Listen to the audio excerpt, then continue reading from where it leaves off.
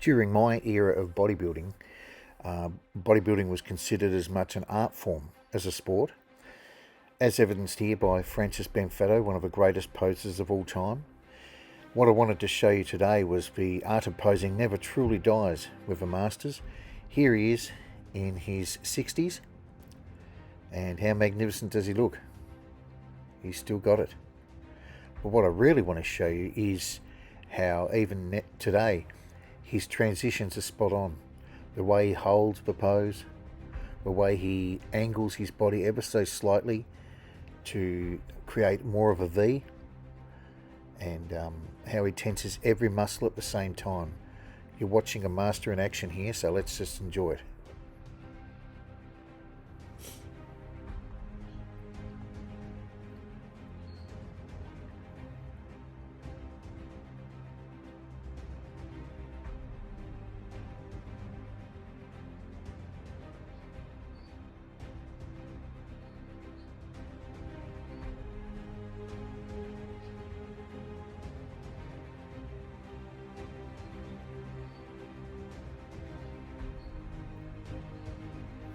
And this next fellow, Rory, absolute legend of the 80s.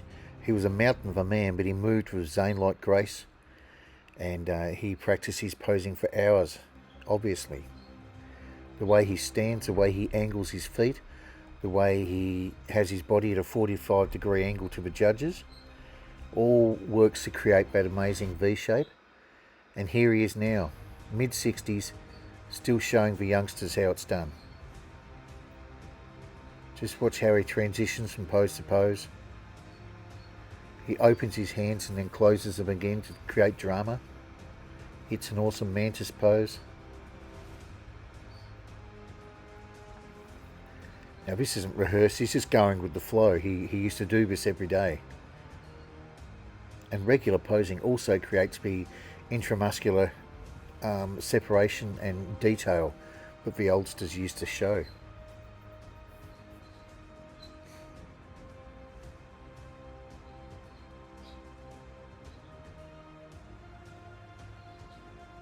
There we go, mighty Rory Lollmeyer. Posing master, still got it.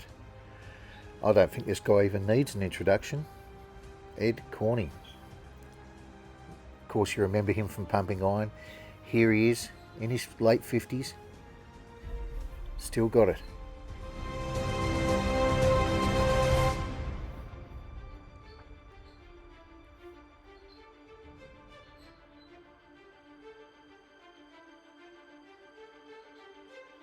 I really like how he holds his poses and creates drama. There's a certain regality to his posing, isn't there?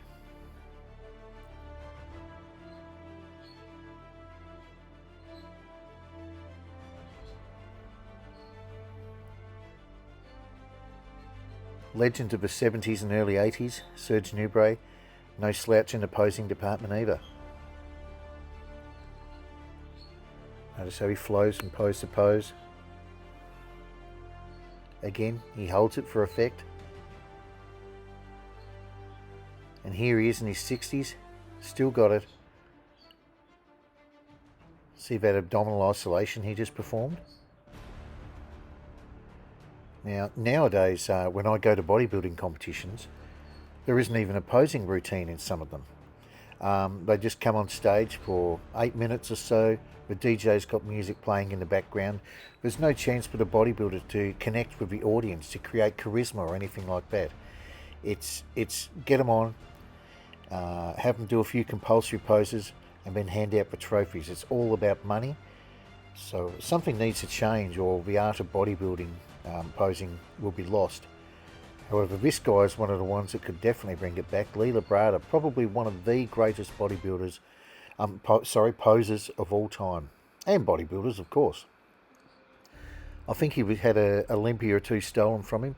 Here he is teaching Terence Ruffin some of his moves. How great would it be to be taught by the great Lee Labrada? So this is what I would advise you to do. I'd advise you to really use YouTube to research some of the great poses. There's so much on YouTube nowadays, but there's no excuse for a young poser to be a crap performer. You really need to pull out all the stops to practice posing daily, practice your muscle isolation, practice transitioning from pose to pose, practice holding the pose for minutes at a time.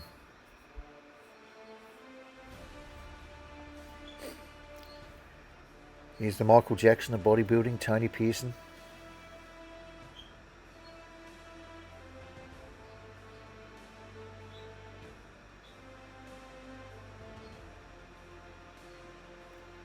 Hitting an amazing vacuum.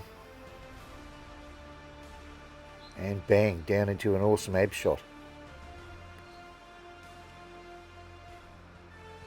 Here he is nowadays, still got it.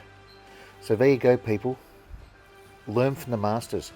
Jump on YouTube and learn from them.